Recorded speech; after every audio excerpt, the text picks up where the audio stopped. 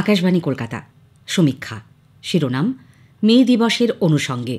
লিখেছেন ভাস্কর দাশগুপ্ত। শ্রমজীবী জনতার কাছে পয়লা মে হল সালতামামির দিন। খেটে খাওয়া মানুষজনের বছরভর কার্যকলাপের হিসেব নিকেশ নেওয়ার পালা। প্রযুক্তির অগ্রগতির সঙ্গে তাল মিলিয়ে চাকরির বাজারে বিশ্বজুড়ে মন্দা ক্রমবর্ধমান।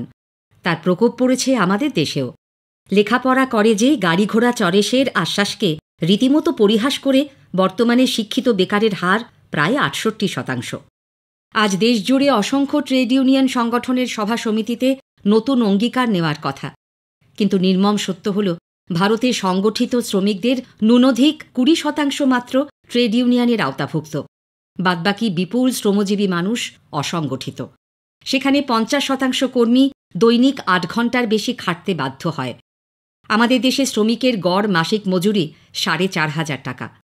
ভোটের আবহে রোজই চড়ছে রাজনৈতিক তরজার পারদ। কিন্তু গতর খাটিয়ে দিন গুজরান করা মানুষগুলোর সত্যি খবর কেউ রাখে কি? এই অবসন্নতায় অকস্মাৎ মনে পড়ে কি এক অদ্ভুত সমাপতন। ১৮৮৬-তে হে মার্কেটের ঐতিহাসিক শ্রমিক সমাবেশে গুলি চালানোর প্রতিবাদে আন্তর্জাতিক শ্রমিক সংঘের আহ্বানে ১৮৮৯-এর পয়লা মেকে আন্তর্জাতিক শ্রমিক দিবস হিসেবে ঘোষণা। আর তার ঠিক ৮ বছর বাদে ১৮৯৭-এর পয়লা মে বাগবাজারে বলরাম বসুর বাড়িতে সভা করে স্বামী বিবেকানন্দের অধিনায়কত্বে রামকৃষ্ণ মিশন সংঘের প্রতিষ্ঠা। বেদান্তবাদী বিশ্বজয়ী স্বামী বিবেকানন্দ ছিলেন ১৯ শতকের বাংলার নবজাগৃতির অন্যতম উদ্ভাস। তাঁর চিন্তায় ভাবনায় ধরা দিয়েছে সেকালের যুগ যন্ত্রণা। তাই ধর্মপ্রাণ স্বামীজির কথা এবং কর্মকাণ্ড ইতিহাসের নিরিখে অনুধাবন করতে না পারলে পরস্পর বিরোধী ঠেকতে পারে। জন্মলগ্নেই স্বামীজির নেতৃত্বে রামকৃষ্ণ মিশনের অভীষ্ট লক্ষ্য লিপিবদ্ধ হয়েছিল। প্রাচীনকালের মঠের মতো বৈরাগ্য সাধনে মুক্তির পথ নয়, ঈশ্বর জ্ঞানে আপামর মানুষের সেবা, তাদের শিক্ষা, শিল্প, সংস্কৃতি এবং আধ্যাত্মিক জ্ঞানের উন্মেষ সংঘের মুখ্য উদ্দেশ্য। স্বামীজির ভাষায়, সর্বমতের সর্বপথের চণ্ডাল ব্রাহ্মণ সকলে যাতে এখানে এসে আপন আপন আইডিয়াল দেখতে পায়, তা করতে হবে। নবীন সন্ন্যাসী হিসেবে পরিব্রাজক বিবেকানন্দ সমুদ্র হিমাচল ভ্রমণ করে স্বদেশকে জেনেছিলেন, চিহ্নিত করতে পেরেছিলেন ভারতের মূল সমস্যা। সর্বত্যাগী ঈশ্বর নিবেদিত প্রাণ সন্ন্যাসী বিবেকানন্দ তাই সার কথা বলেছেন তাঁর অননুকরণীয় বচনে। অন্যাভাবে ক্ষীণ দেহ, ক্ষীণ মন, রোগ শোক পরিতাপের জন্মভূমি ভারতে লেকচার ফেকচার দিয়ে কি হবে? ভারতের ইতিহাস ধারা বিষয়ে স্বামী বিবেকানন্দের লেখা বর্তমান ভারত আজকের দিনেও আমাদের বিস্মিত করে। রাজারাজরার আখ্যান নয়, স্বামীজি ভারতবর্ষের ইতিহাস গ্রথিত করেছেন যুগান্তকারী শ্রেণী বৈশিষ্ট্যের নিরিখে। সেই গ্রন্থে ক্ষত্রিয় শক্তি বৈশ্য শক্তির আলোচনার পর লিখেছেন শূদ্র জাগরণের কথা।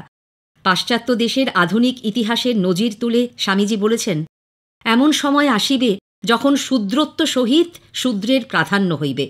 শূদ্র ধর্মকর্ম সহিত সর্বদেশের শূদ্রেরা সমাজে একাধিপত্য লাভ করিবে। নিম্নবর্গের মানুষদের দুর্দশার বিরুদ্ধে বিবেকানন্দের অবস্থান এক হিসেবে বৈপ্লবিক।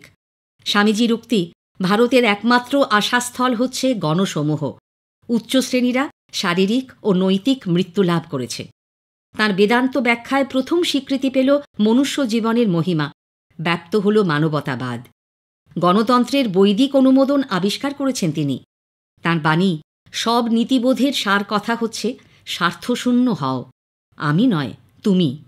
এই নৈর্ব্যক্তিকতা স্বীকার করার অর্থ এই যে তুমি আমারই অংশ এবং আমি তোমার অংশ। তোমাকে আঘাত করলে আমি নিজেকে আঘাত করি, তোমাকে সাহায্য করলে আমি নিজেকে সাহায্য করি। স্বীকার করা হলো যে তুমি যতক্ষণ বেঁচে আছো, আমার মৃত্যু নেই। সব ধর্মই প্রতিবেশীকে ভালোবাসতে উপদেশ দেয়, কিন্তু আধুনিক গণতান্ত্রিক চেতনায় পুষ্ট এমন উজ্জ্বল মানবতাবাদী কথা আগে কোনো ধর্ম বলেনি। আর এক ধাপ এগিয়ে শোষিত মানুষের পক্ষ নিয়ে স্বামীজির স্পর্ধিত উক্তি, শাস্ত্র সব গঙ্গায় ছুঁড়ে ফেলে দাও, প্রথমে মানুষকে শেখাও কি করে খাদ্য বস্ত্রের সংস্থান হবে। মনে তাই আশা জাগে, এই বিপন্ন অমানবিক সময়ে স্বামী বিবেকানন্দকে নিয়ে আবার প্রকৃত অর্থে চর্চা শুরু হলে শ্রমজীবী মানুষ হয়তো জয় করতে পারে বর্তমানের গ্লানি আর প্রতিকূলতা। সমীক্ষা শেষ হল। আজকের শিরোনাম ছিল মে দিবসের অনুষঙ্গে। লিখেছেন ভাস্কর দাশগুপ্ত।